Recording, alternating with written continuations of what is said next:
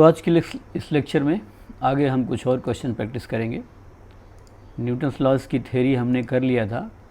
किसी भी बॉडी पर यदि हम टोटल फोर्स F लगाएंगे एक्सटर्नल फोर्स, तो उसमें एक्सेलेरेशन A प्रोड्यूस होगा और एक्सेलेरेशन हमेशा फोर्स की डायरेक्शन में होगा। बस इतना ही है। अब हमें इसी को अलग अलग तरह की सिचुएशन में अप्लाई करके देखना है, बाकी और कोई इसमें थ्योरी है नहीं। सो नेक्स्ट क्वेश्चन में मैंने सपोर्ट वाले क्वेश्चन आपको कराया था।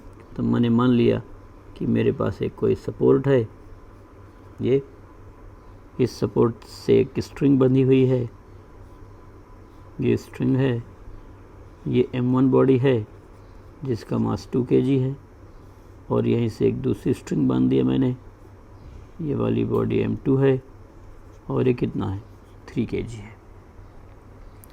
ठीक है, इस वाली बॉडी में स्ट्रिंग जो टेंशन T1 है और इस स्ट्रिंग में टेंशन T2 है, तो सपोर्ट है। सो हमें निकालना है find T1 and T2, find T1 and T2। ठीक है, first when support is at rest, ये हमारा सपोर्ट है जिनको सपोर्ट कर रखा है। When support is at rest, नहीं चल रहा कहीं, when support is at rest, support rest में है तो ये ब्लॉक्स भी नहीं जा रहे होंगे। Second, when support moves up with 5 metre पर सेकेंड, तो 5 मीटर पर सेकेंड की वेलोसिटी से ऊपर जा रहा है। Third, when support moves up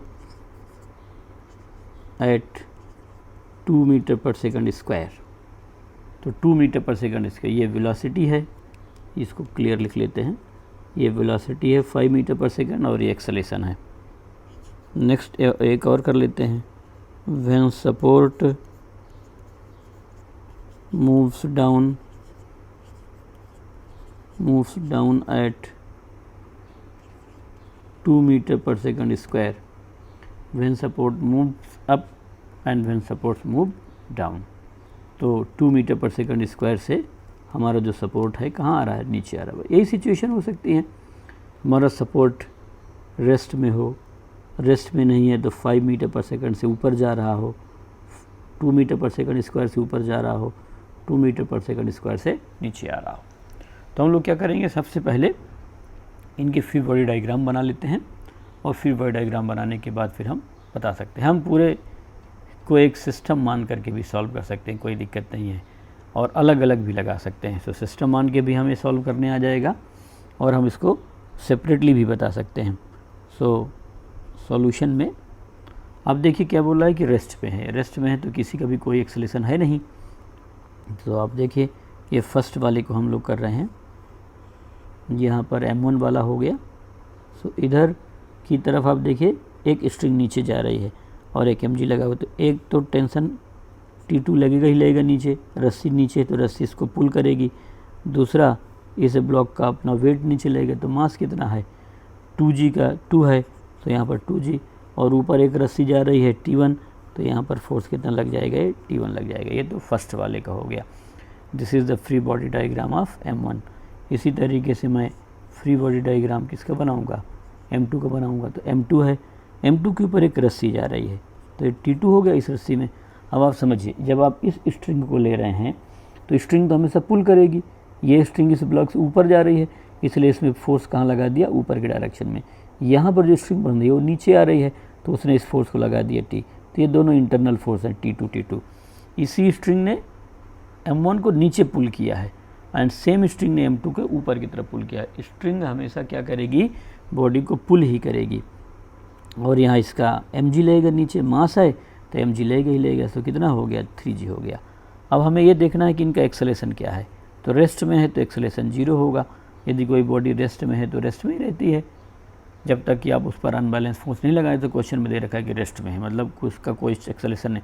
जब एक्सेलेरेशन नहीं है तो टोटल फोर्स क्या होगा, 0। अब टोटल 0 कैसे होगा, यदि एक फोर्स अपवर्ड लग रहा है और ये दो फोर्स डाउनवर्ड लग रहे हैं, तो इन दोनों का जो जो हम इनको सॉल्व करेंगे तो जो अपवर्ड फोर्स है वो टोटल डाउनवर्ड फोर्स के बराबर होना चाहिए। तो T1 किसके इक्वल हो गया, 2G प्लस T2 के बराबर होगा। ये आप लिख सकते हैं कि T1 is equal to 2G का मतलब 20, मैं G की वैल्यू 10 ले रहा हूँ, प्लस T2। ये फर्स्ट इक्वेशन हो गया, है ना। कभी आपको कहीं पर लिखना है तो आप चाहें तो लिख सकते हैं G की वैल्यू कहीं पर भी, G इज इक्वल टू 10। मैं क्लास में G की वैल्यू 10 ही ले रहा हूँ। यहाँ पर आप इस वाले ब्लॉक के लिए लिखेंगे, दूसरे वाले ब्लॉक के लिए, तो आप देखिए ऊपर एक फोर्स क्या लग रहा है, T2 लग रहा है, और नीचे केवल 3G लग रहा है। 3G का मतलब कितना हो गया, 30 हो गया। इसलिए T2 तो हमारे पास देखिए तुरंत आ गया, T2 is equal to 30 newton जब रेस्ट में है। और T1 की वैल्यू यदि आप लिख देंगे सो 20 प्लस 30 50 हो जाएगा। तो T1 is equal to 20 plus यहाँ 30 हो गया। सो T1 की जो वैल्यू है वो 50 न्यूटन के बराबर हो जाएगी। So T1 is equal to 50 newton. So T1 50 newton हो गया और T2 कितना हो गया, 30 न्यूटन हो गया। देखिए ओरल लगा सकते थे।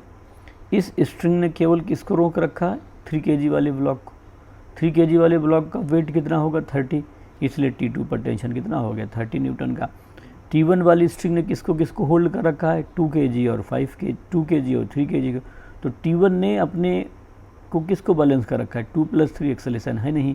सो 2 + 3 5 हो गया, 5 × G 50, तो इसकी वैल्यू कितनी हो गई, 50 आ गई। सो आप एकदम डायरेक्ट लगा सकते थे, मैं यहाँ पर आपको डायरेक्ट लगा करके एकदम बता दे रहा हूँ। बहुत आसानी से बता सकते हैं हम,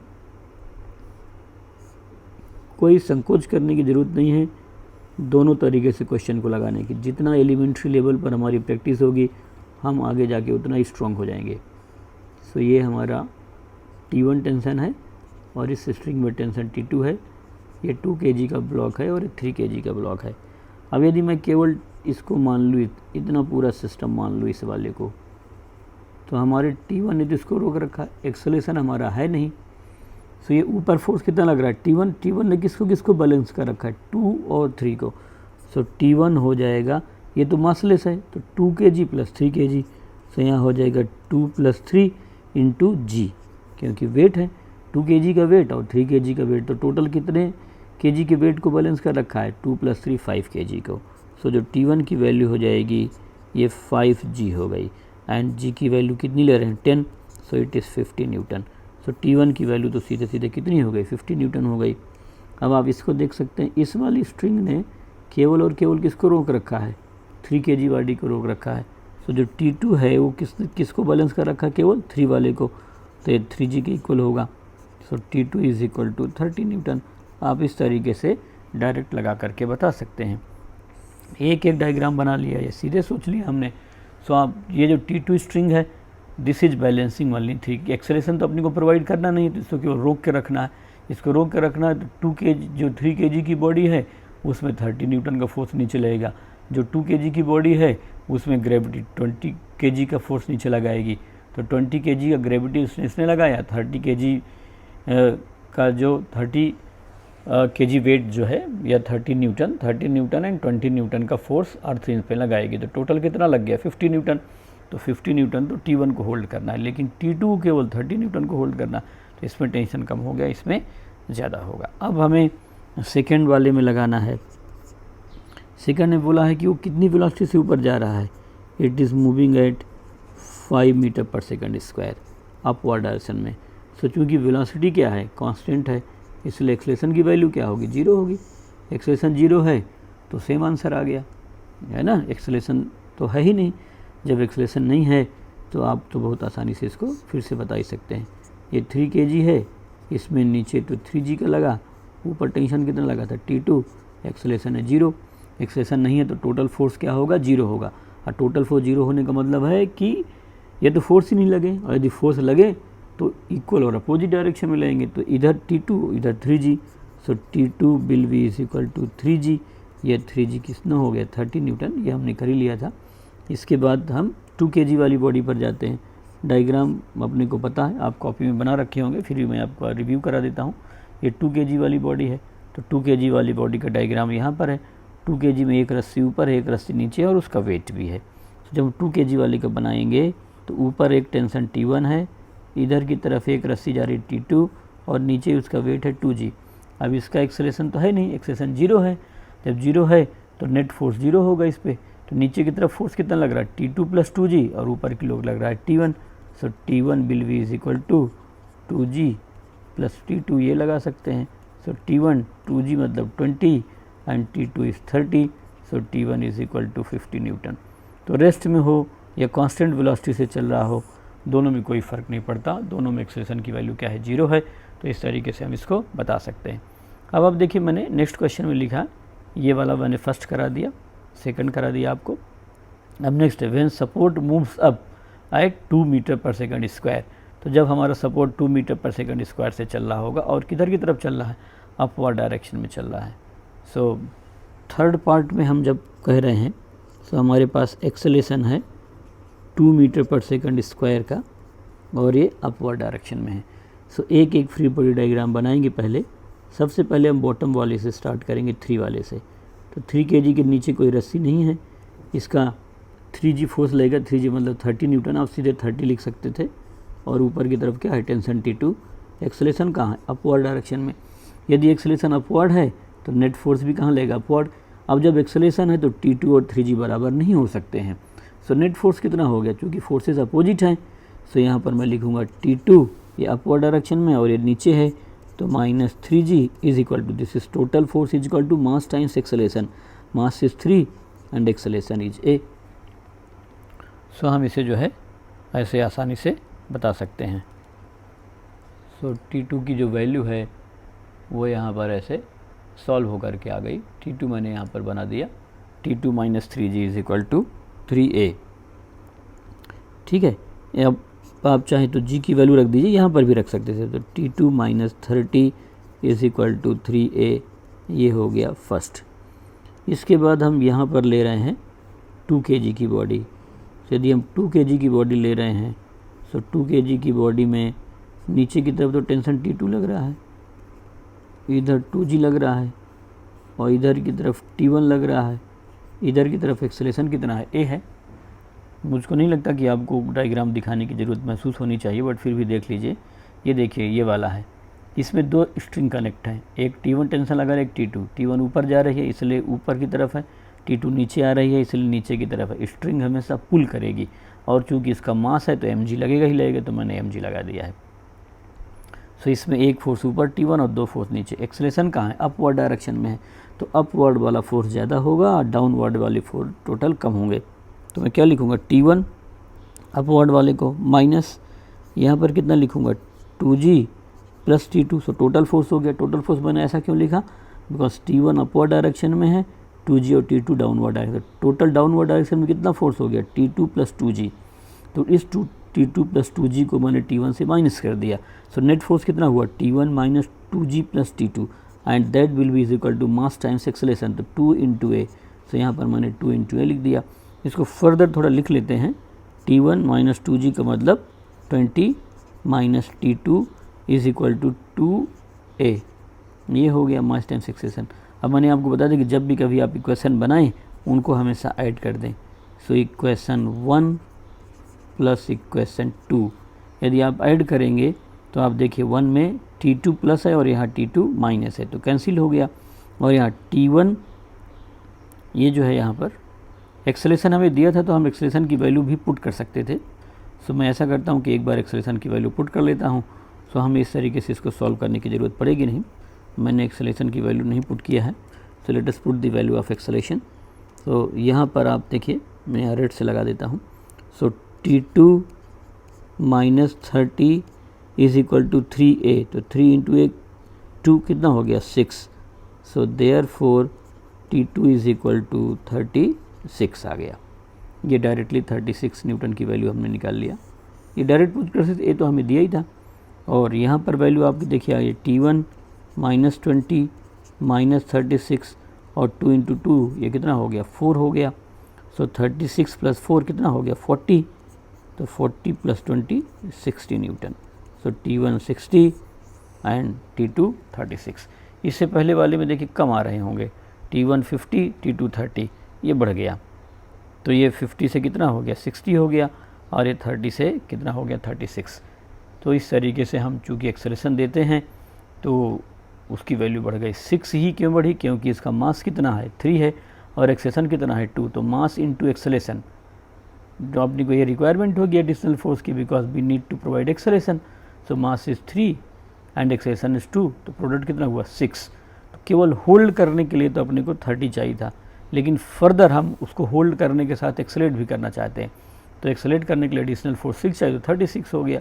इसको हम जब केवल होल्ड करके रख रहे थे तो T1 कितना आ रहा था हमारे पास 50 न्यूटन का आ रहा था ऊपर वाले में, लेकिन हम उसको एक्सेलेरेट भी करना चाहते हैं 2 से, तो 2 इंटू 2 कितना हो जाएगा 4 हो जाएगा, तो ये हमें होल्ड किया तो 36 यहाँ आ गया, तो ये वैल्यू चेंज होगी। सो यहाँ पर हमने ऐसे इसको सॉल्व करके लगा लिया। अब मैं इसको जो है आप चाहे तो डायरेक्ट लगा करके देख सकते थे, सो मैं एक बार आपको डायरेक्ट लगा करके बता देता हूँ कैसे होगा। हमारे पास कोई बहुत कठिन नहीं है, ये 2 kg की एक बॉडी हो गई और यहाँ पर ये 3 kg की एक बॉडी हो गई, 2 kg और इधर की तरफ ये 3 kg की बॉडी है, 2 एंड 3, और ऊपर की तरफ टेंशन T1 था और इसका एक्सेलेरेशन A है अपवर्ड डायरेक्शन में। सो मैं इस पूरे को एक सिस्टम मान लेता हूँ, ये मेरा पूरा एक सिस्टम हो गया। तो सिस्टम में कितना मास है 5G का, और ऊपर टेंशन कितना T1 माइनस 5G, ये टोटल फोर्स हो गया। T1 अपवर्ड डायरेक्शन में और mg नीचे, तो टोटल कितना इस सिस्टम पर फोर्स नीचे की ओर लगेगा 5G का लगेगा इस सिस्टम पर, और सिस्टम पर ऊपर की तरफ, तो आप चाहें तो सिस्टम का FBD अलग बना सकते हैं। इधर की तरफ 5G लग गया नीचे, इधर की तरफ टेंशन T1 और यहाँ एक्सेलेरेशन A ऊपर की तरफ है, तो T1 minus 5G is equal to total system का मास कितना है 5 है, तो 5 इंटू A कर दिया। अब आप इसकी वैल्यू लिख दी T1 माइनस 50 और 5 इंटू 2 10 हो गया। सो T1 की वैल्यू किसकी इक्वल हो गई 60 न्यूटन की इक्वल आ गई। ये देखिए T1 की वैल्यू आ गई। सो आप कंप्लीटली एक सिस्टम मान करके भी लगा सकते हैं। सिस्टम मान के मैं क्यों लगा, इस सिस्टम का FBD बना लीजिए आप। यहाँ ये सिस्टम का मास कितना हो गया 5 और एक साथ लगा दी। एक बार जब सिस्टम आ गया तो T2 आपको लगाना है, तो आप किसी में से बता सकते हैं, 3 kg वाली बॉडी से, 2 kg वाली बॉडी से, फिर आपको उसको तो अलग से ही लगाना पड़ेगा। सो आप अब इसको 3 kg वाली को सिस्टम मानेंगे, तो आप जब 3 kg वाले को सिस्टम मानेंगे तो इसमें ऊपर की तरफ टेंशन T2 होगा, नीचे की तरफ 30 होगा, एक्सेलेरेशन A है। सो ये कितना हो गया T2 minus 30 is equal to 3A। So T2 A कितना है 2 इंटू 3 6, तो इट इज़ 36 न्यूटन। सो आप देखिए आपके दोनों आंसर आ गए, T2 36 आ गया और T1 कितना आ गया 60 आ गया। इस तरीके से आप सोच करके लगा सकते हैं।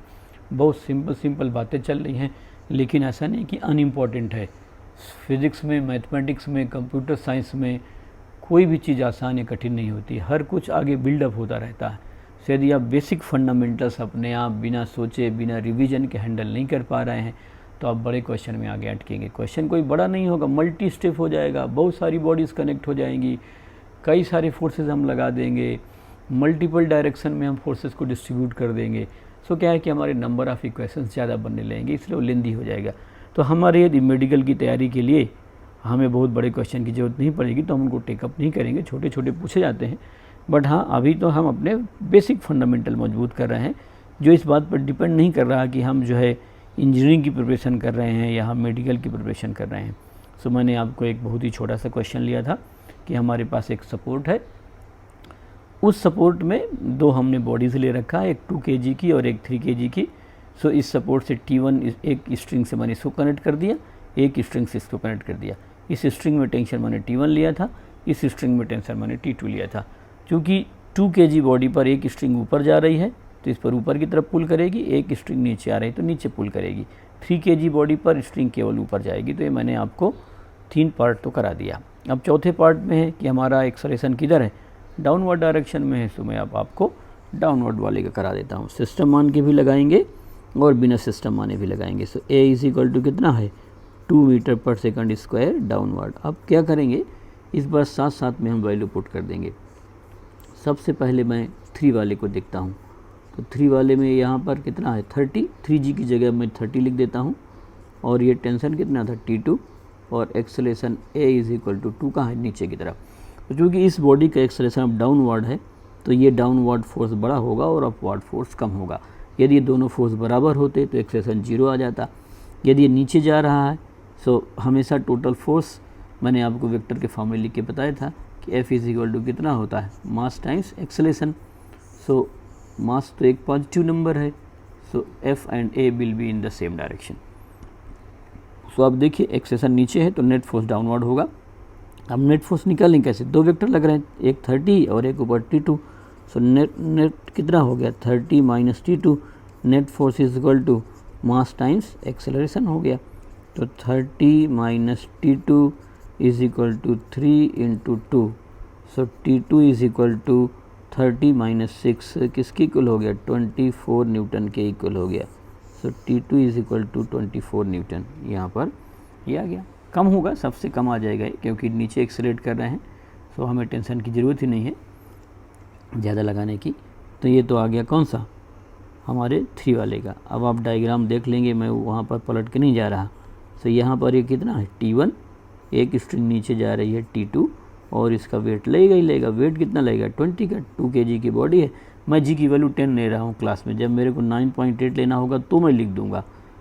सो यहाँ पर A की वैल्यू कितनी है 2, ऐसा ही सिस्टम में ले रहा हूँ। नीचे वाले फोर्स ज़्यादा होंगे, सो 20 + T2 ये डाउनवर्ड फोर्स हो गए और ऊपर -T1। तो नेट फोर्स कितना हुआ 20 + T2 - T1 = मास टाइम्स एक्सेलरेशन। तो 2 × A हो गया। अब आप यहाँ सॉल्व करेंगे, 20 + T2 = 24 - T1 और ये 2 और ये है तो किसकी इक्वल हो जाएगा, 4 के इक्वल हो जाएगा। सो आप यहाँ पर T1 की वैल्यू सॉल्व करके लगा सकते हैं। ये इधर आएगा तो 24 में से 4 हो जाएगा 20। सो ये कितना हो जाएगा 40 न्यूटन का फोर्स हो गया। इस तरीके से आप इसको बता सकते हैं। सो 3 सिचुएशन हो सकती थी, मैंने आपको तीनों ही सिचुएशन डिस्कस करके बता दिया। रेस्ट में होना, कांस्टेंट वेलोसिटी से चलना या कांस्टेंट एक्सेलरेशन से चलना। अब आप चाहें तो इसको एक सिस्टम मान करके भी सॉल्व करके लगा सकते हैं। तो सिस्टम मान के सॉल्व करके लगाएंगे तो भी आप जो है T1 और T2 की वैल्यू काफ़ी आसानी से बता सकते हैं।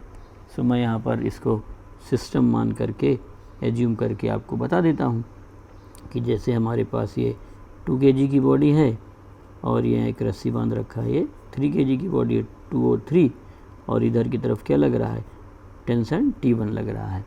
अब मेरे को क्या करना है, इसको इस वाले को एक सिस्टम एज्यूम करना है। तो इस सिस्टम के अंदर टोटल फोर्स कितना है 5। तो मैंने एक पॉइंट माना 5 है, तो ग्रेविटी कितना फोर्स लगाएगी 5G मतलब 50, और यहाँ पर टेंशन कितना लग रहा है ऊपर T1 और एक्सेलरेशन कितना है डाउनवर्ड नीचे है। तो नीचे है तो 50 वाला बड़ा हुआ, तो 50 - T1 और मास कितना इसका 5, तो 5 × A। सो आप देख लीजिए 50 - T1 5 और A कितना दिया था 2, तो 10 हो गया। सो T1 आप उधर ले जाएंगे तो 50 - 10 = 40 न्यूटन। तो आप देखिए आसानी से आ गया, T1 40 न्यूटन और ये T1 40 न्यूटन। सो आप चाहें तो पूरे को एक सिस्टम कंसीडर करके भी लगा सकते हैं। सो ये मैंने पूरे को एक क्या मान लिया, सिस्टम कब मानेंगे, जब उनका सबका एक्सेलरेशन सेम हो। आगे चल करके डायरेक्ट लगाने में, ओरल लगाने में, स्पीड डेवलप करने में सब कॉन्सेप्ट हमारे काम आएंगे। लेकिन आपको एक एक फ्री बॉडी डायग्राम बना के आना चाहिए। इसको हम फ्री बॉडी डायग्राम बोलते हैं, ये भी फ्री बॉडी डायग्राम है। आप इसको ब्लॉक बना के रख सकते थे, या आप इसको एक डेसिमल पॉइंट बना सकते थे, आप इसे पॉइंट की तरह भी रिप्रेजेंट कर सकते थे, ऐसा कुछ नहीं था। आप इसको ऐसे बना लेते, इधर की तरफ कितना था 30 और इधर की तरफ कितना है ये T2 और ये 3 दिया था तो 3 हो गया, और एक्सेलरेशन नीचे है तो एक्सेलरेशन नीचे हो गया। इस तरीके से भी आप इसको रिप्रेजेंट करके बता सकते हैं। ये जो मैंने लिखा है उसका मास है 3। तो आप चाहें तो आप ब्लॉक्स बनाएं या ऐसे बनाएं, सभी तरह की चीज़ें एकदम परमिसिबल हैं, इसमें कोई प्रॉब्लम नहीं है। जब तक आप अपनी चीज़ों को सही करेक्ट स्टेप में लिख पा रहे हैं तब तक अपना रिप्रेजेंटेशन करेक्ट है। सो ये हो गया। सो मैंने आपको स्ट्रिंग वाला क्वेश्चन करा करके बता दिया, इस तरीके से हम सॉल्व कर सकते हैं। सो ये हमारा हो गया। अब इसमें मैं आपको आगे अब पुली के तरीके से एक क्वेश्चन लगाना बताना चाहता हूँ कि जैसे हमारे पास कोई पुली है तो पुली में कितना नॉर्मल रिएक्शन लेगा, टेंशन कितना होगा, इस तरीके से भी हम एक क्वेश्चन सॉल्व करके देख लेते हैं। सो कुछ छोटे छोटे क्वेश्चंस पहले मैं बताता हूँ। जब हमारी पुली चल नहीं रही होगी सो इस तरीके से सबसे पहले मैंने एक सपोर्ट बना लिया, यहाँ पर मैंने एक पुली बना लिया, इसको एक स्ट्रिंग से कनेक्ट कर दिया, कोई रॉड से कनेक्ट कर दिया, तो नॉर्मल रिएक्शन लगाएगा, है ना। ये हमने एक सपोर्ट से लगा दिया। इसके बाद हम इधर की तरफ इसमें 2 बॉडीज़ हैंग कर दे रहे हैं। एक मैं यहाँ पर m1 मास की बॉडी यहाँ पर लगा देता हूँ, और हाँ उतनी ही मैं ले लेता हूँ, m मास है, सेम इक्वल ही मैं लगा देता हूँ। और यहाँ पर भी एक ये जो पुली है इसमें भी m ले लिया और m ले लिया ऐसे। सो मेरे को क्या फाइंड करना, एकदम इक्वल मास की बॉडीज़ को मैंने लटका दिया है। Find tension in the string, find tension in the string and ये जो है support and force by support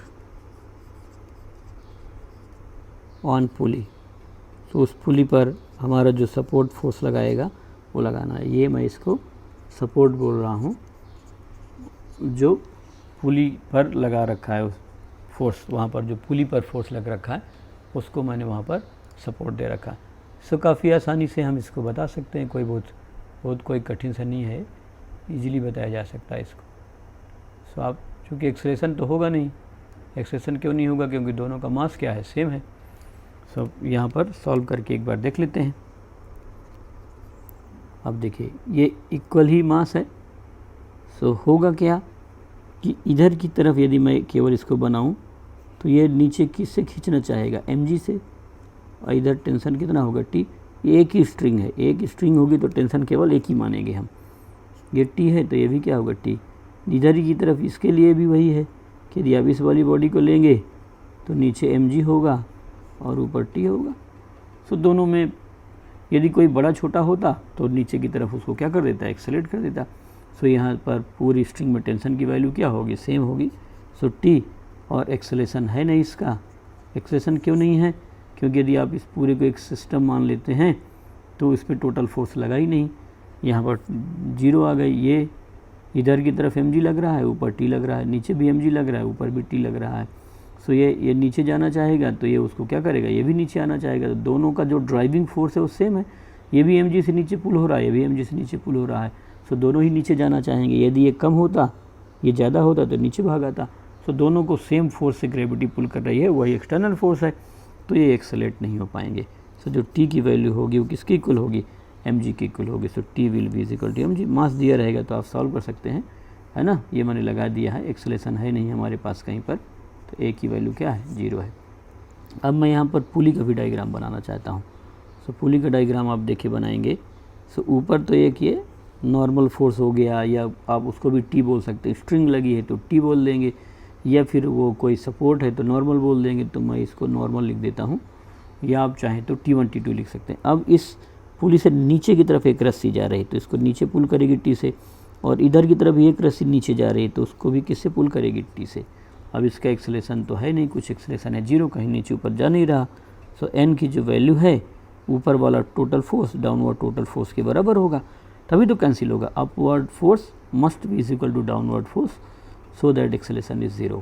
तो चूँकि एक्सेलरेशन 0 है, देयरफॉर नेट फोर्स इज 0। तो अपवर्ड डायरेक्शन का फोर्स कितना है, n, एंड डाउनवर्ड का t प्लस t। तो n इज इक्वल टू कितना हो गया, 2t के इक्वल हो गया। सो ये n is equal to 2t, तो कितना है 2 और t mg, तो 2 mg हो जाएगा।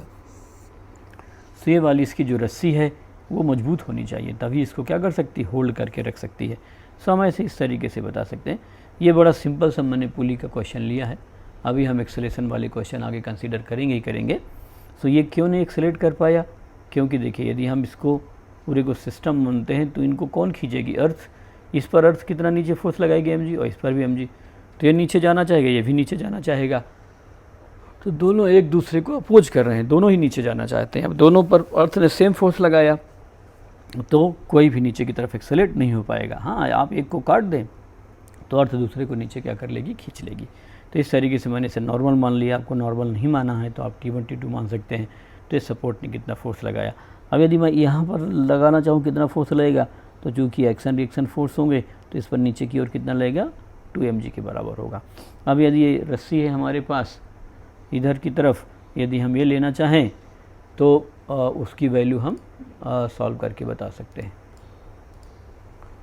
सो एक क्वेश्चन हम और ऐसा करके देखते हैं जहाँ पर हमें एक्सेलेरेशन नहीं लेना है, केवल और केवल हम पुली पर फोर्स निकालेंगे और रस्सी में टेंशन निकालेंगे।